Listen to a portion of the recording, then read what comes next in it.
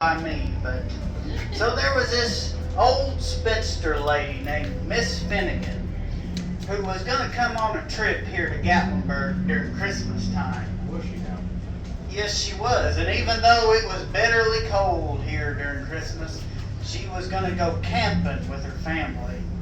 But she was worried about the facilities at the bathroom, you know, there at the campground. I worry about them too. You do? So she decided to write a letter to the campground committee to ask them about their facilities.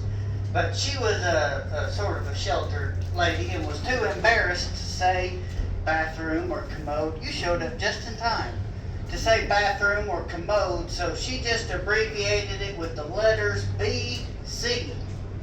Well, when the campground committee got this letter, they was very confused. They didn't know what BC meant. So after some deliberation, they decided that it must mean Baptist Church.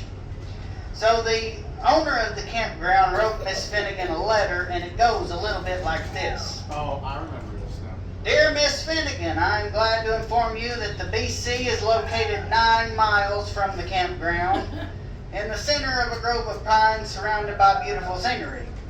It is capable of holding 360 people at one time. We meet there on Wednesdays, Fridays, and Sundays, and there's always a large crowd this time of year. I would advise you to be early, though, although there is plenty of standing room. This is, however, an uncomfortable position if you are in the habit of going regularly. Many people visit, pack their lunch, and make a day of it. Most travel by car, but some choose to walk and make it just in time. I would advise you to go on Sunday, as there's always an excellent organ accompaniment, and even the best sounds are audible. It may interest you to know that my sister was married in the BC. I remember how the rush for seats were that day.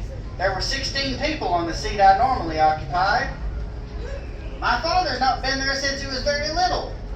A wealthy resident of our town recently installed a bell that will ring anytime anyone enters.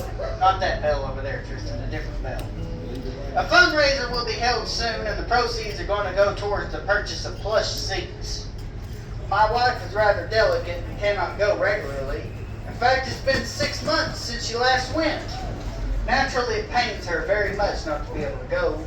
I shall close this letter by telling you I'll help you in any way I can. If you like, I'd save you the seat next to me. Oh my, I heard the cloggers out there somewhere.